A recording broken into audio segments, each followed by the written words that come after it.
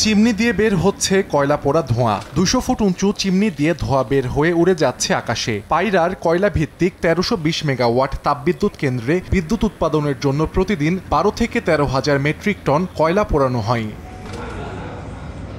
পরিবেশবিদরা বলছেন, কয়লা ভিত্তিক বিদ্যুৎ কেন্দ্র অন্যান্য যে কোনো ধরনের বিদ্যুৎ কেন্দ্র থেকে বেশি কার্বন ডাই অক্সাইড নির্গমন করে। এছাড়া বিষাক্ত sulphur die oxide, nitrogen, cadmium, সীসা, ছাই, গ্যাস ও ভারী ধাতু পরিবেশে নির্গমনের ফলে বিদ্যুৎ কেন্দ্রের আশপাশের বিস্তীর্ণ অঞ্চল দূষণের কবলে পড়েছে। এতে মারাত্মক স্বাস্থ্য ঝুঁকি তৈরি হয়েছে।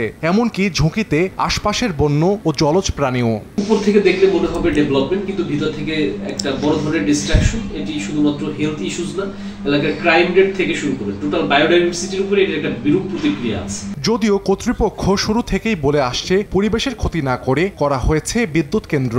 ডিপার্টমেন্ট অফ এনভায়রনমেন্ট সবসময় আমাদেরকে অনলাইনে মনিটর করে যে আমাদের ইমিশন কত, ইমিশনের রেকর্ড গুলো তারা সবসময় মনিটর করতো। 99% হচ্ছে আপনার অ্যাশ আমরা রিমুভ করি, 93 থেকে 94% আমরা সালফারকে রিমুভ করে দিই। আলট্রা সুপার ক্রিটিক্যাল প্রযুক্তির মাধ্যমে দূষণ রোধের দাবি করা হলেও মূলত প্রযুক্তির মাধ্যমে দূষণ সর্বোচ্চ 10% কমানো যায় বলে মনে করেন গবেষকরা। কয়লা পোড়ানোর ফলে যে সালফার ডাই অক্সাইড বা কার্বন ডাই অক্সাইড ইমিট হচ্ছে, সেটাকে অবশ্যই সহনশীল মাত্রায় অথবা কোনো কন্ট্রোল কন্ডিশন আমাদেরকে অপারেট করতে হবে।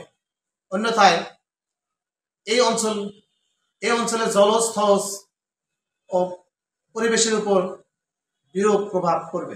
বাংলাদেশ ও চীনের যৌথ বিনিয়োগে 2017 সালে পটুয়াখালীতে নির্মাণ করা হয় পায়রা তাপবিদ্যুৎ কেন্দ্র। এর 2 বছর পর 2019 সালে এর পাশেই নির্মাণ করা হয় RNPL তাপবিদ্যুৎ কেন্দ্র। সময় সংবাদ, পটুয়াখালী।